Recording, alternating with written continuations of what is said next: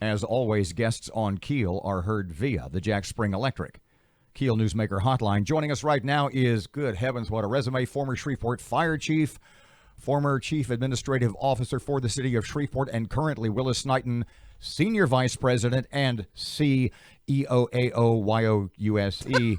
Brian Crawford is here. It's been a while, Mr. Brian. How you been?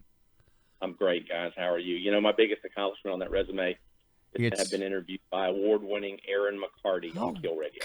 Thank you for picking that up along the way and not Brian. mentioning that my shelf is empty. Oh, Brian. Right. I've got to ask you, Brian. I have a case of the Pibs today, Sure.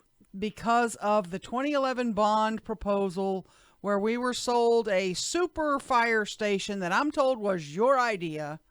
Right. To combine the two stations, and it never happened. Who nixed it? What was it? Mr. Elrod nixed this and put the kibosh on this? Well, let me just say this. You know, I purposely refrain from making any public political comments for a number of reasons. It seems like there's enough people out there pontificating to fill your airtime. But, you know, regarding the superstation concept, that was to combine two stations into one, Station 8 and 14, for a cost savings and a quicker response from a task force standpoint. So the land for the superstation was prospected, and the locations at close to the exact midpoint of the two existing stations was evaluated. Some of those plots were along Greenwood Road and Fairgrounds Field, and there were a number of reasons that project did not come to fruition. None of them had anything to do with Willis Knighton or Jim Elrod. And it was stopped or nixed or changed prior to Ollie Tyler becoming mayor, because she told me she didn't know anything about a superstation. Yeah, she didn't know anything about it. Let me tell you what happened was the superstation project required funding to move forward, and the first part of the $175 million for the bond allocation was done in 2012 or 13. None of that funding was for any fire station allocation. And so the second allotment was taken to bond market sometime, I believe, late in 14. I think that was about $95 million. And so the first thing is there simply wasn't the capital available in a timely fashion that was the major contributing factor for this and other bond issues that languished and never came to fruition in a timely manner. Additionally, and understandably, there were concerns expressed by council members of the districts being affected. There were a lot of questions, and so we had public meetings, and you're aware of those. Mm-hmm. We spoke with neighbors, and we also spoke with businesses. I personally spoke with Willis Knighton and specifically President Elrod, who I met with personally, and his comments to me were similar to those that he had made a couple of years earlier when I went to him and asked for $700,000 to put the EMS Sprint vehicles in play. And that was, yes, Brian, we'll support whatever you need to help save lives. And to emphasize that point even more, recently Willis Knighton has entered into a land swap with the city and the fire department to designate the corner of Greenwood Road in Missouri for the new Station 8. And that was not a equitable swap. That's prime commercial property that's worth appraisal about $300,000, and we're getting a piece of property for about $100,000. And so I can tell you, in the end, the superstation didn't become a reality because it wasn't a priority of Mayor Glover's. It had the land picked out, but didn't have the money, nor the commitment and drive of the Glover administration wasn't there to complete that, or really any of the 2011 bond projects. So you believe Glover himself nixed it? Let me just say this. In 2012, I moved from the fire chief position to 2011 to the role of assistant CAO for the city. A year and a half later, I left. And one of the reasons I left was because I became frustrated with the slow pace and seemingly stoppage of anything productive to the city, including the 2011 bond projects. To emphasize this point, in 2015, when I became CAO under the Tyler administration, one of the first things that Mayor Tyler instructed us to do was to take stock of the 2011 bond projects. Surprisingly, the majority of those projects were incomplete or hadn't even been started. And from 2015 to 2018, the majority of the 2011 bond projects were finalized.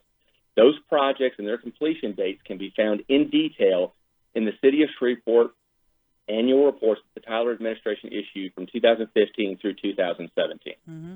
Mr. Bryan, why do you think former Mayor Glover would lay the not building of the superstation on Willis Knighton, specifically Mr. Elrod? Well, let me say this. It's easy for those who have little or nothing to show for their time in public service to cast aspersions and insults at those who have been successful and contributed their time, business profits, and life to increasing the quality of life for all of those, including us, who call Shreveport and Bossier home. Where some would rather argue, debate, and pontificate rather than work towards meaningful or collaborative or beneficial material outcomes for the whole of our community. For these individuals, it is always about them, and it's never been about us.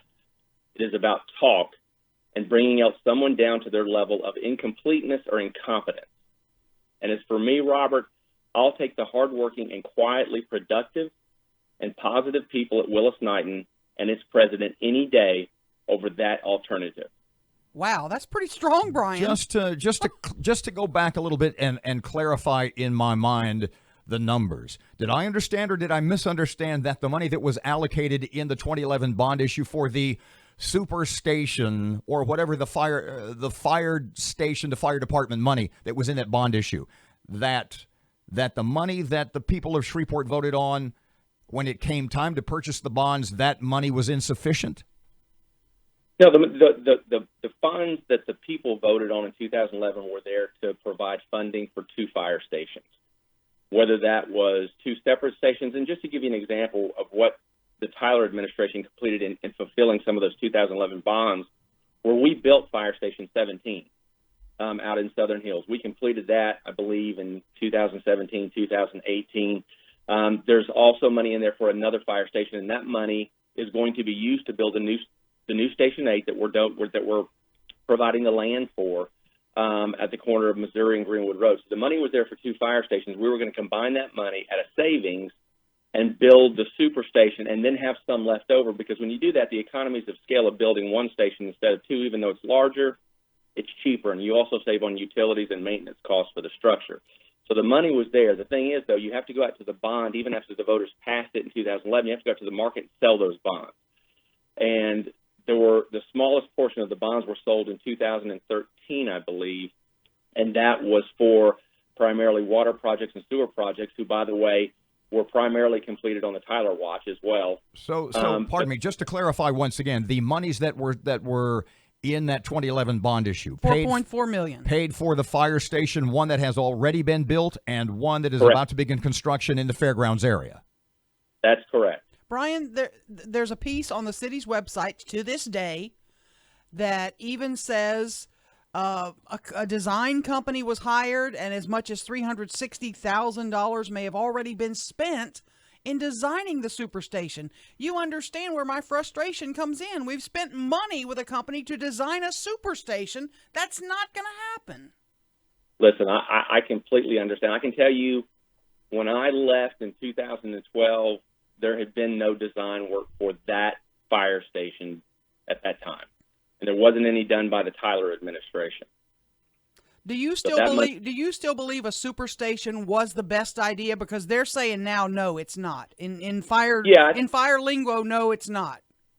Yeah, I think, you know what, I haven't looked at it in a while, and I'm certainly not going to second guess the current administration or Fire Chief Wolverton. That's their prerogative and that's their call. Standards have changed in the last 5 or 6 years since we kind of floated that idea, and so, you know, I believe that they're moving forward on what they believe is in the best benefit for the city's public safety initiative.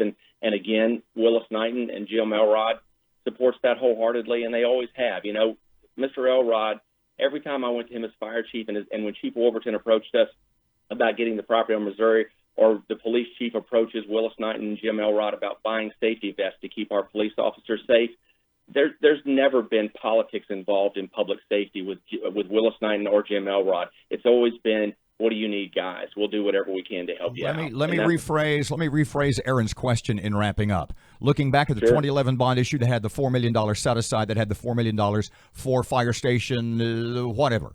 Do you feel, looking Right. back on it now, with the one station that's been built and getting ready to build another, do you think the city of Shreveport got its bang for the buck? I do. I do. The one caveat I would say, Robert, Station 17 is a fantastic station. You need to go look at it. It's on. It's by AT&T out there on Baird Road. Station 8 will be a magnificent station for the Queensboro neighborhood and that area. But the fact that the bonds didn't go to market, that there was a lot of feet dragging by the administration, the Glover administration, and not getting the bonds to market, let those projects, including the fire stations, languish for a number of years. And time is money. From 2011, when those bonds were sold, until today, where they still haven't been executed, concrete costs have gone up, material costs have gone up, and so you have to multiply those external factors exponentially. And so they're getting their bang for their buck, but it could have happened a lot sooner.